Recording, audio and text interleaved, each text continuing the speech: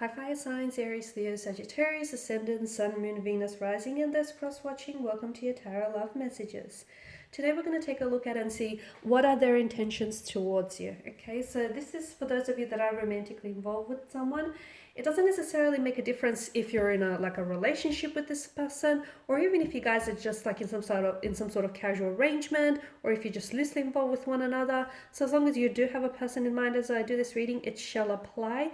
It is going to be a general reading here, guys, so please just keep that in mind.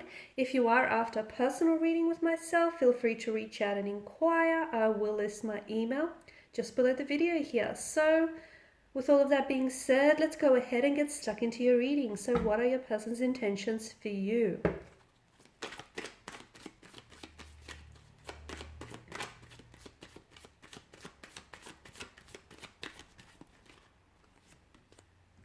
Okay, you have the High Priestess here,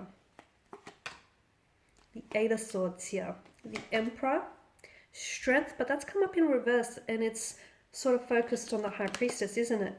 You have the Two of Cups here and the Seven of Swords. Okay, we've got some interesting cards here. Now, to begin with the High Priestess, she's definitely urging for you to trust your intuition, okay? So even if you're in a relationship, but if you have any doubts, hesitations or reservations around this relationship, then it's important for you to listen to those intuitive nudges that you get, because they're not just there to entertain you, they're there to guide you, and they're trying to communicate something to you. So for instance, if you feel like you can't trust your partner, or you can't trust what they say, or if you feel like something doesn't add up, maybe it's because a truth is being left out of the equation. So first and foremost, you need to really listen to your intuition when it comes to what is it that they intend for you and for this connection, and what are their motivations. So if you feel like you're only involved with someone because,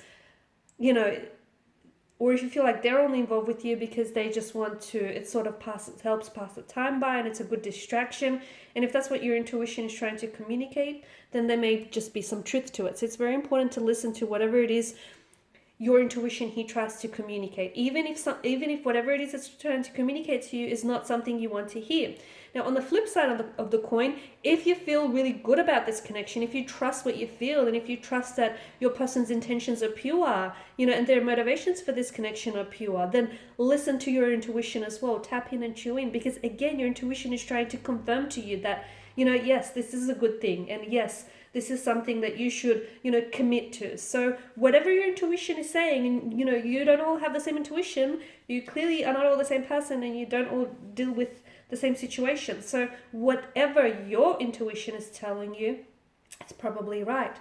Now, the Eight of Swords here, there's definitely a stuckness. I don't know that this person, for some of you, you are involved in a friendship, and you're seeing this person is a friend, but you want them to become something more, right? You see them romantically here, but I feel like there's someone here that holds back.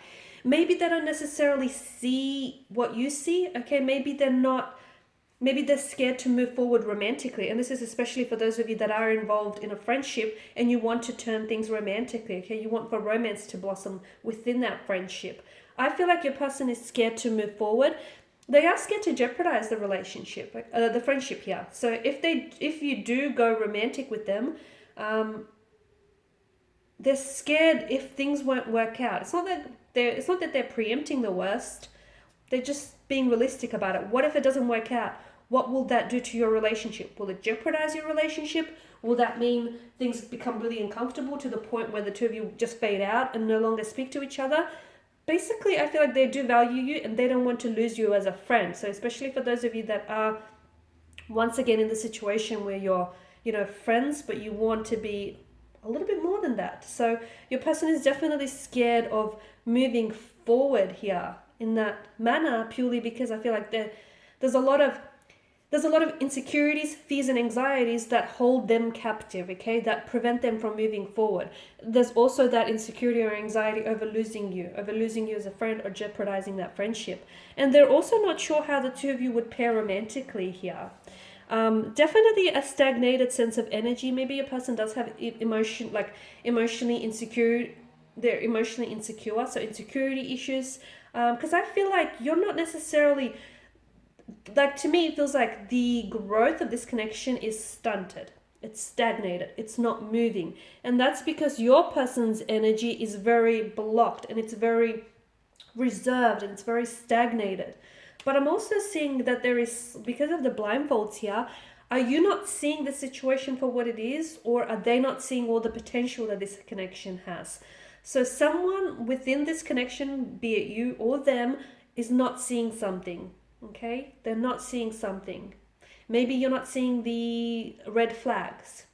Maybe this person is not seeing the potential. Maybe this person is not seeing something that may be right in front of them, okay? But I definitely feel like someone here is, they're shackled, okay? They're scared to move the relationship forward, or they're scared to enter into a relationship, or they're scared to turn things romantic here because their insecurities, their anxieties, their fears, their low self-worth here is what's keeping them shackled. It's what's keeping them stagnated.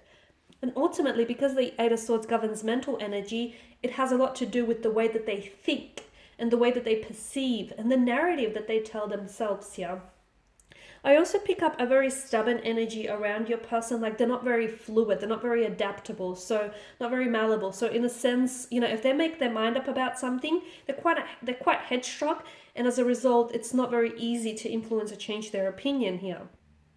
Strength reverse, I pick up like a weakness within the energy, or like a low confidence in adequacies, a lot of self-doubt, insecurities. That's what I'm picking up in your person's energy. And I feel like those are the very things that prevent this person from being in a relationship, okay, or entering into a relationship, or pursuing things with you romantically. There's a lot of insecurities within their energy here, a lot of self-doubt here. This person doubts themselves too much, too much. Could also mean that, I don't know, that is there, it's like a mental disorder I'm picking up. It could also be depression though. Maybe this person is, they're not a bad person. That's not what I'm trying to say at all. Don't get me wrong. But I just feel like they may be going through a really low point in their life. They may have wounds from the past that need healing.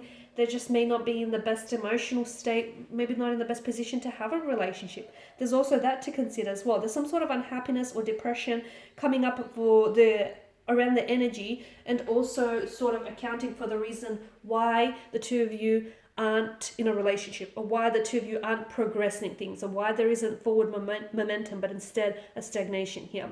Maybe the two of you are better off as friends. Maybe it's better for you to build this connection, like to stay friends, and then slowly build on that and see where it takes you. Because I do get really low self-doubt here with the energy.